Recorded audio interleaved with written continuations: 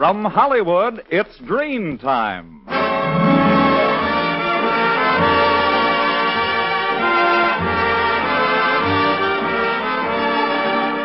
Ladies and gentlemen, the makers of Drene Shampoo are pleased to present the fourth in a series of new programs starring Don Ameche, Blanche, why don't you keep quiet and let me sleep? Danny Thomas, I'll get out of this phone booth tonight if it kills me. and Frances Langford, who sings... Blue skies smiling at me, nothing but blue skies do I see. Bluebirds singing a song, nothing but blue skies all day long. Never saw the sun shining so bright, never saw things going so right. Noticing the days hurrying by, when you're in love, oh my, how they fly. Blue days, all of them gone, nothing but blue skies all day long.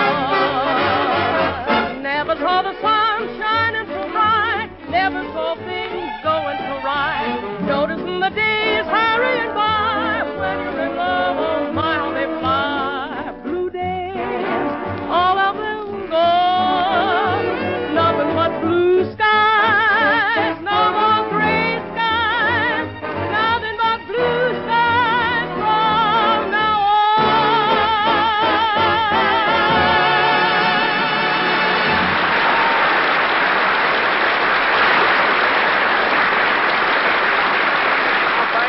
Thank you, Francis. Now, here is your host for the evening, Don Ameche.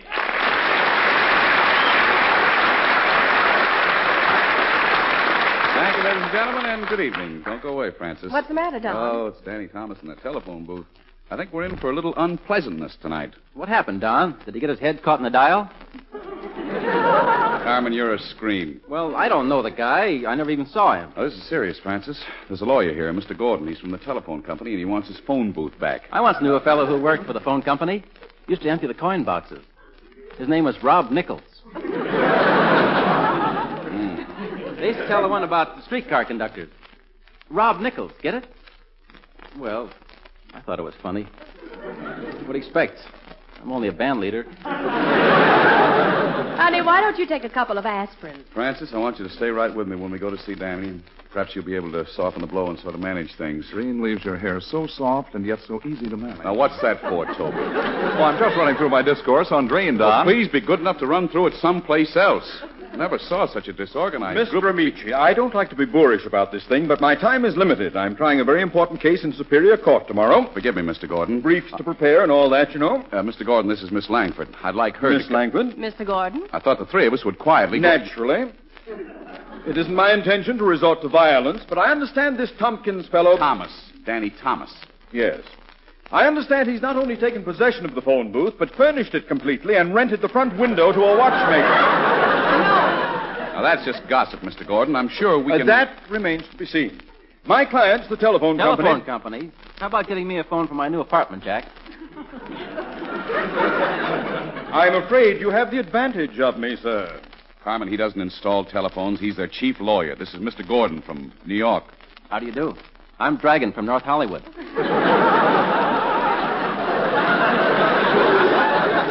Well, I'm a little weary myself. The trip wasn't exactly idyllic. Huh? Go away, go away. Mr. Gordon, I suggest that we repair to the telephone booth and see if we can repair Danny Thomas. An excellent idea. Mr. Ameche, you're nothing if not forthright. Where's this booth? Fourth to the right. Would you like me to carry your briefcase, Mr. Gordon? Oh, thank you, Miss Langford. I can manage. Just let me find my folio. Papers. Here it is. I want this dispossessed notice. Dispossessed. Imagine a guy being evicted from a phone booth. Well, it just goes... Wait, hold it a minute. Oh, what's the trouble? What's Reed doing in Danny's booth? I didn't even know they'd ever met. Shh. There's something strange going on between them. Listen. Uh-huh. What'd you say his name was, Toby? Gordon. Gordon is a lawyer, and they're going to evict you from this phone booth. Is Ameche in on this, or Francis Langford? Oh, I don't think so, Danny. Gee, that's why I'm so glad you've got Mike right. Well, it's driving me nuts. I know, but I can come here and bring you little bits of information, and nobody knows how you repay me. Thanks for tipping me off, Toby. I suppose you want your reward now, huh? Well, if it isn't asking too much, Danny. Oh, no. Go ahead. Read your commercial to me. Gee, thanks, Danny. Girls, here's a glamour secret. You obviously know what a difference in glamour just a Drene shampoo can make. And listen, girls, this is straight to you. When it's important for you to look your glamorous best, make sure your hair is radiantly clean, lovely to look at, thrilling to touch. And you can bring out all the romantic beauty of your hair by using Drene Shampoo with hair conditioning action. You see, Drene Shampoo brings out all the loveliness of any girl's hair. Now, that's because Drene is not a soap shampoo, so never leaves a dulling film on hair as all soaps do. Drene dramatizes all the soft, thrilling texture of your hair, reveals all its hidden beauty, as much as 33% more luster than any soap shampoo. And Drene does not dry out hair. Instead, its fragrant, freshening, whipped cream leather leaves hair soft and smooth and oh, so beautifully behaved. So, girls, for lovely, lustrous hair, use Drene Shampoo with hair conditioning action. Use it at home or ask for it in your beauty shop. Buy it at all drug department and 10-cent stores. Remember, no other shampoo leaves your hair more lustrous, yet so easy to manage. Drene, D-R-E-N-E. Gee, thanks a lot, Danny. Beat it quick. Here comes Ameche and that lawyer. I better use the phone. Danny. 1 minute, my good man. Hello? Yes, I see. Leaving for Cairo this evening, eh? Well, make it a point to call me as soon as you arrive. Yes, at this number. Well, it's all right. I'll wait here until you call. Goodbye. Danny! Oh, good evening, Miss Langford. Danny, this gentleman wants to have a talk with Make you. it brief, please. I'm expecting some very important calls. Am I addressing Mr. Thomas? You have that honor, Mr. Gordon, sir. I'm an attorney. Oh, Attorney Gordon. Delighted. Mr. Gordon, it's Miss Langford. Miss Langford. Mr. Gordon. Mr. Ameche, Mr. Gordon. Mr. Gordon. Mr. Ameche. Well, if you'll excuse me now, I have some business to attend to. You'll find the ice and the ginger ale over there. Danny! What's the matter with you? Oh, hello, Don. Come on out and talk to Mr. Gordon, Danny. Mr. Thomas, I represent the telephone company. Oh, you do? Fine. Well, I want you to fix this mouthpiece. It keeps dropping on my nose every time I look. Danny! Come on out and talk to Mr. Gordon. Mr. Gordon is an attorney, and he wants you to get out of that booth. Here's the bill of particulars. Please, don't bother me with mundane affairs. It's not mundane, it's sundane. And you better read that bill of particulars. Come on out and talk to Mr. Gordon. Why can't I have another line? Mr. Thomas, I am prepared to go to court with an action of ejectment in the event that you fail to comply with the demands made in our bill of particulars. Let me see it. Know all men by these present. Greetings. To it. Discharged. Danny Thomas. Telephone booth. 3 weeks. Public nuisance. Serving a peace. Indirect message. What do you know? Mr. Gordon, this entire thing is irrelevant, incompetent, and impotistic. What is that impotistic? I don't know. I just put it in there to scare him. That's all. My dear sir, you don't scare me in the least. In exactly 3 minutes, I shall call the police and have you forcibly ejected. Come on out and talk to Mr. Gordon. Oh, this is getting monotonous. Now, wait a minute, Mr. Gordon. You have no right to put me out of this phone booth. Why, of course he has, Danny. You've been in it for 3 weeks, and it's supposed to be for public use. Well, I'm the public. I put nickels in. That's like paying rent. As soon as the phone company accepts my money, they've established a landlord-tenant relationship. Very good. Oh, Danny, this won't get you anywhere. It's one thing to occupy a phone booth for more than a reasonable length of time, but it's another when you have it redecorated and take in boarders. Boarders? That's a lie. Only one boarder. Come on out and talk to... Oh, the devil with that. Goodbye. And if you call me a public nuisance, Mr. Gordon, have you forgotten the doctrine of volente non fit inuria?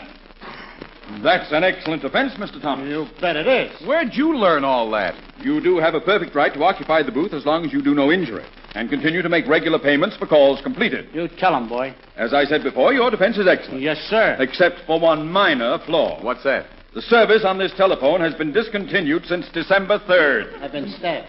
Now will you come out of there, you faker? Oh, please, Don. I'll do anything, but don't make me face that microphone. Remember, Mr. Thomas, if you haven't vacated this phone booth by tomorrow morning, we'll have to secure a writ of mandamus, a writ of replevin, and a nolo contendere. Good day. And I hope they throw you in jail for life. How do you like that? Hopes they throw me in jail for life.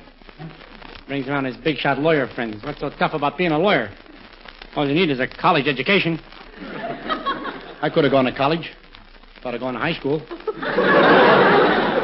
How could I? I didn't even graduate from grammar school. What's on your mind, he says to me. I should have said nothing and beat him to the punch.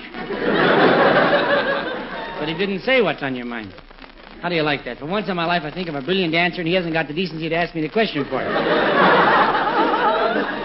Tries to impress me with his knowledge of Blackstone. I know who Blackstone is. He's a cigar. Oh, seriously, I know Blackstone backwards. I do. And not scalp. Big thing, law. I could be the greatest lawyer in the world. Sure, why not? It's a free country. I'm a citizen. Gee, I can just see me now. Famous all over the world, defending a case in England. A breathless hush falls upon the courtroom in historic Old Bailey in London as Sir Daniel Thomas, KCB, addresses the bench in a final plea for his beautiful client. My lord, counsel for the Crown has been most eloquent in his plea for a verdict of guilty. But I find it incumbent to remind the court of the mitigating circumstances.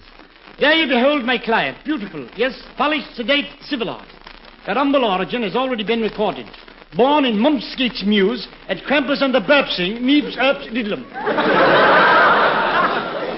Rose from a cinder wench to become mistress of the manor of Mockish Puddles and the wife of the Earl of Wobley. The evidence is clear that in a fit of temper she killed the Earl with a bed warmer and married another Earl. She traveled 500 miles to marry the second Earl, then liquidated him too. And 500 miles later, she took to spouse yet another Earl, always with the same tragic result. For 17 years, she adhered to this practice, not entirely without reason. I move for acquittal. Not only acquittal, but a life membership in the Automobile Club. On what ground? Obviously, for changing her Earl every 500 miles. Case dismissed. Does the defendant wish to speak? Come on out and talk to Mr. Gordon. Back in America, all eyes were upon the famous attorney Chauncey Depew Thomas as he conversed in low tones with his poverty-stricken client, an Italian immigrant. You swear to me that you're innocent of this crime? You swear you didn't steal an inner tube, 2 chickens, and a box of cigars? I'm a swear, but I'm not going to pay you no money, Mr. Lawyer. Well, give me what you can afford. What have you got? I got an inner tube with 2 chickens and a box of cigars. Good. If it please the court, in behalf of my client, Your Honor, I make this appeal to you. I'm not trying to say he's perfect, but his faults are very few. Hi, hi, hi.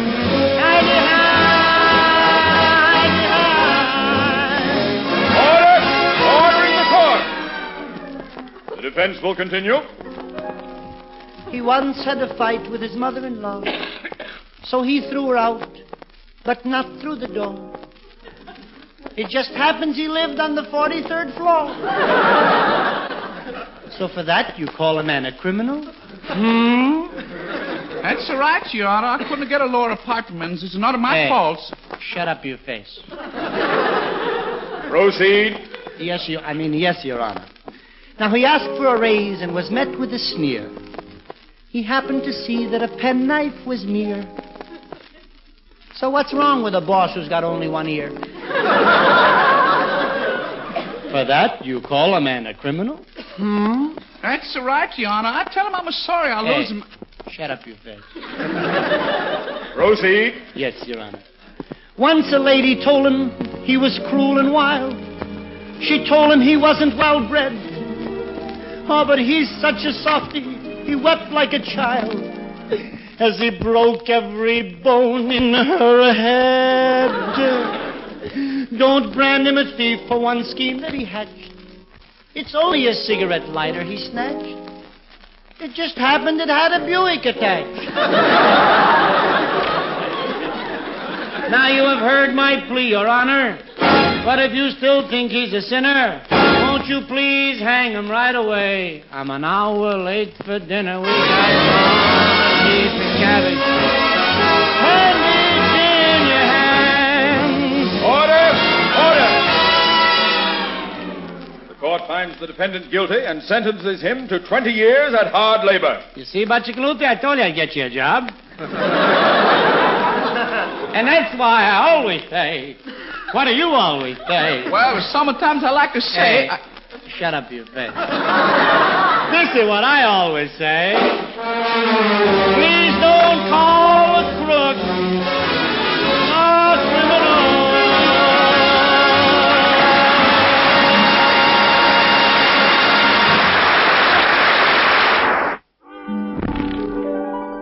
The rides we would take, the moonlight on the lake, the way we danced and hummed our favorite songs, the things we did last, I'll remember all winter long.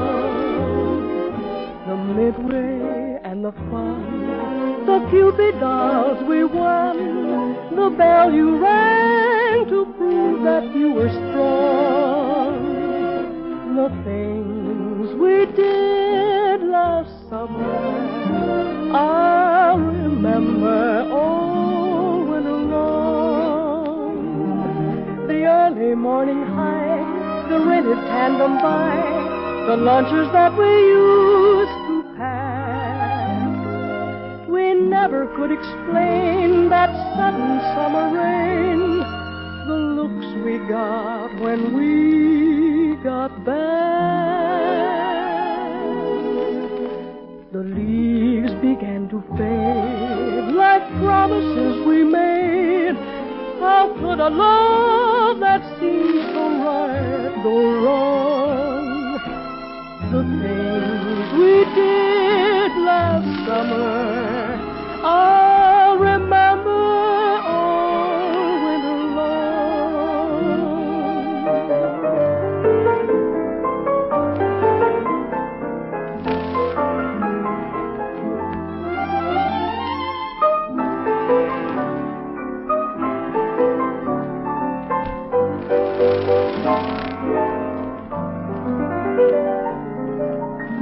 The leaves began to fade like promises we made.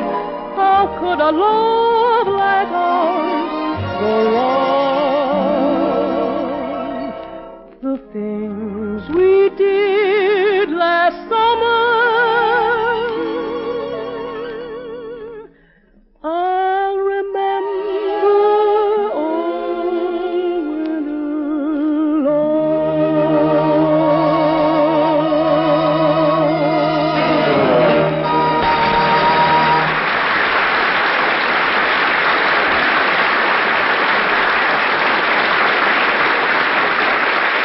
Girls, one good way to make sure the new year brings new glamour your way is to look to the looks of your hair. Now, you can make the most of your natural beauty by keeping your hair looking its very best, alive and radiant with lustrous highlights.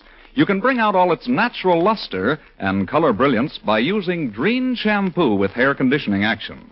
Drene your hair and you reveal all its sparkling natural highlights, all its glorious luster. Drene your hair and you glamorize all its soft, thrilling texture. Drene your hair and you remove all luster-dulling soap film and unsightly dandruff flakes, and Drene's fragrant, freshening whipped cream lather leaves your hair silken soft, sublimely smooth, and oh, so beautifully behaved. Yes, for lovely, lustrous hair, use Drene Shampoo with hair conditioning action. No other shampoo leaves your hair more lustrous, yet so easy to manage. Drene, D-R-E-N-E.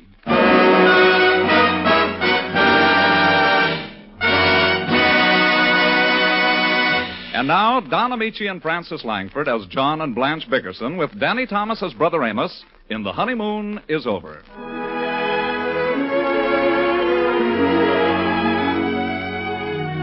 The Bickersons have retired. Mrs. Bickerson tosses restlessly, while her husband John, victim of an obscure type of insomnia which manifests itself in constant and instantaneous sleep, exhibits the following symptoms of the dread disease. Listen.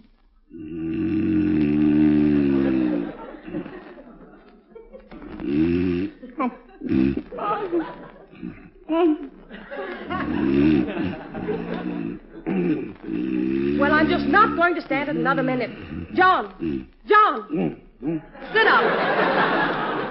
Come on, sit right straight upright. Take off that sleep shade. What's the matter, Blanche? You're making me a nervous wreck with that snoring. I haven't closed my eyes all night. There must be something you can take to stop it. Stop what? You're snoring. Oh, it's just your imagination. I never snore. John Bickerson, how you can have the audacity to... John! John! If you weren't snoring just then, what were you doing? Well, how do I know, Blanche? I was sleeping. Well, that kind of sleep is no good for you. Well, I love it. It doesn't leave you rested. I hope you haven't forgot that you start work at a new job tomorrow morning. Your last one, you gave up because you weren't wide awake Blanche, I didn't give up my old job. You quit for me. It's a good thing I did. You weren't making enough anyway. Well, the new job pays less. I know, but the hours are longer. What kind of reasoning do you call that? Well, there's more time to advance yourself. You'd do a lot better, John, if you patterned yourself after my brother Amos. I hate your brother Amos. At least he's a go-getter. Well, then why doesn't he go get a job? He doesn't need to. Amos is a shrewd businessman. He can get things from people. He got plenty from me, all right. You're just jealous. He makes good everywhere he goes. Even in the Army, he worked himself up to a field marshal. He worked himself up to a buck private.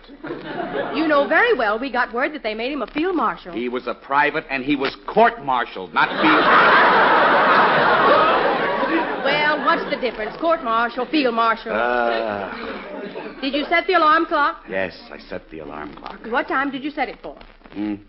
I wanted you to give yourself plenty of time, and from now on, you're going to eat breakfast with me before you leave. Okay. When you get it ready, just call me downstairs. Get what ready? Breakfast. It won't hurt you to prepare breakfast for both of us. Leo Gooseby does it all the time. He brings it to Gloria on a tray. Blanche, why don't you let me sleep? Well, I like that. I don't let you sleep. You can say that again. It's your own snoring that wakes me up and makes me wake you to stop it, so you can get enough sleep so you won't be tired from sleeping the way you do. You can't say that again. You can't. Well, don't mix me up. I'm the one who never sleeps. I'm worried right now for fear you won't get up in time to go to work. I'll get up in time. I can dress fast. Your shirts aren't back from the laundry. Well, then I'll wear the one I wore today. You will not. You wear a clean one if you have to wash and iron it yourself. Okay. You say it now, but you won't do it. I will. You'd better do it now. Get up and wash your shirt. What? Go on. Get up and wash your shirt. Blanche, are you out of your mind? It's almost 4 o'clock in the morning. Well, by the time you get through with the shirt, you can start making breakfast. I never heard of such a thing. You know how I have to wrestle myself to sleep, and when I finally do, you lie there just waiting to wake me up like some jungle-prowling alligator. Alligators don't prowl in the jungle. Well, what do I care? You'd wash your shirt quick enough if you were going to see Gloria Gooseby. I don't need a shirt to see Gloria Gooseby. I believe that. Now, don't you start trapping me and saying things again. With that kind of bait, you'd be trapped every time, brother. Oh, Gloria Gooseby. I wish I'd never seen the woman in my life. So do I. You're not the same person you used to be, John. What's the matter now? Whenever you're alone with me, you just sit and mope. I don't mope at all. I'll bet you're sorry you married me. I am not. You never say you're happy. Well, I feel very happy. Well, then why don't you say it? I'm the happiest man in the world. Now, are you satisfied? No, there's something missing, John. All our friends have such fun. With their children, I mean. The Goosebeys have a baby. The Flafters have a baby. And yesterday, the Marvins had a baby. Everybody has a baby. Blanche, it's 4 o'clock in the morning.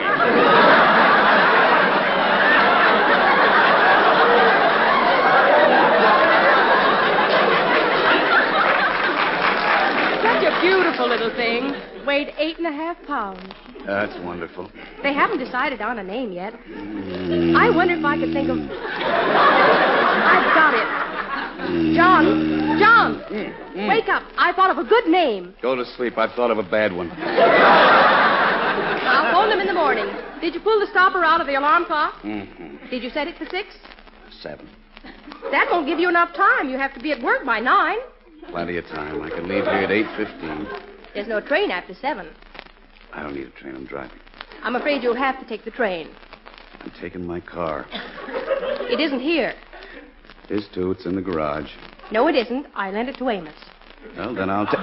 You what? I lent your car to Amos. He wanted to go to the racetrack. Blanche, no. No, you couldn't. Not my car. Don't get so excited. He promised to bring it back Tuesday. Tuesday? It's a new car.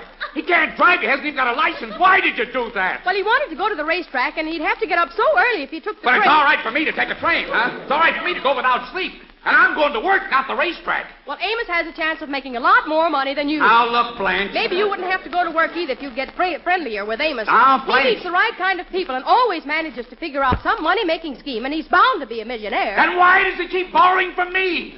If you're foolish enough to lend him things, you shouldn't complain. Go to sleep. Go to sleep, she tells me. Sleep. I waited 4 years for that car. Never even had my hands on the wheel. And she gives it to that irresponsible maniac. Tomorrow morning, I'll have the pleasure of opening my garage door and not finding my beautiful car.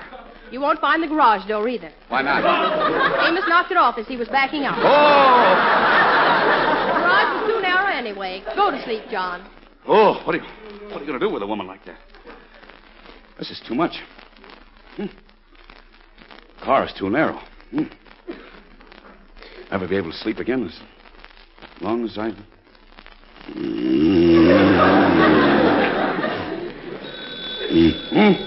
John, get up. Okay. Feels like I didn't sleep at all. How do you shut this darn thing off? Where's the stopper? Put down the alarm clock. It's the phone. Oh, I knew it couldn't be the alarm because I just... Oh! Put the lights on. The lights are on. You've got the pillowcase on your head. Oh. Where am I? Hello. Jacko, this is Amos. Drop dead! No, wait, Amos. Yeah? Where are you? Where's my car? Can you stand the shock, Jacko? No. Hey, you know that $1,000 you lent me? Well, I went to the track and I got to worrying about it, see? So I made a few bets for you. I got $300 for you. Honest? You won that much? Oh, no, I lost. But the $300. Well, I was so worried about losing that I ran your car into a truck. And I sold it on the spot to a junk man. Oh, no, Amos, you didn't. Oh, yeah, I'll bring you the money in the morning. So long, Jacko. Amos. It's the end of the world. Turn out the lights, Blanche. I'm weak. Let me get back in bed. Why should one man have so much trouble? Oh!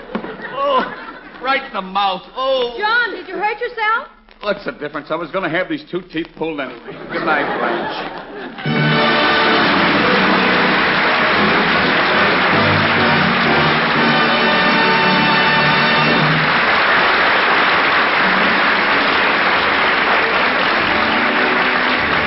This is Toby Reed reminding you, for lovely, lustrous hair, use Drene Shampoo. No other shampoo, only Drene, with hair conditioning action. Leaves your hair more lustrous, yet so easy to manage. Listen next Sunday for another pleasant half hour with Don Ameche, Danny Thomas, Francis Langford, Carmen Dragon, and his music. And now, here is Don Ameche wishing you good days, good nights, and good luck until we meet again. Let's all remember the March of Dimes.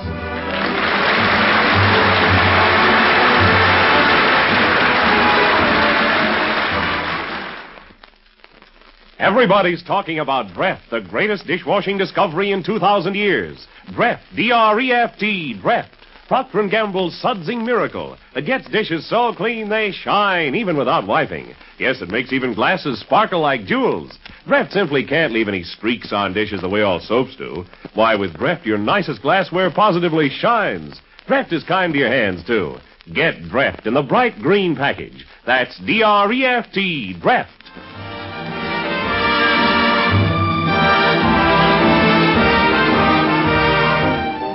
Danny Thomas appeared through the courtesy of Metro-Goldwyn-Mayer, producers of the Technicolor musical Till the Clouds Roll By. Danny Thomas's song was written by Jerry Seelan with special music by Carmen Dragon. Some managers of American households may not realize that saving used fats is more important today than ever. To help get more soap, fabrics, and other needed items, save used fats. The need is urgent, the reason's sound, and dealers now pay more per pound. This is NBC, the national broadcasting company.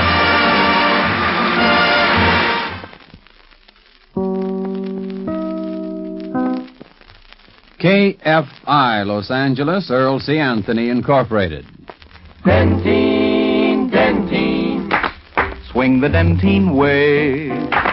It's refreshing, you will say. Dentine chewing gum, it's keen chewing gum.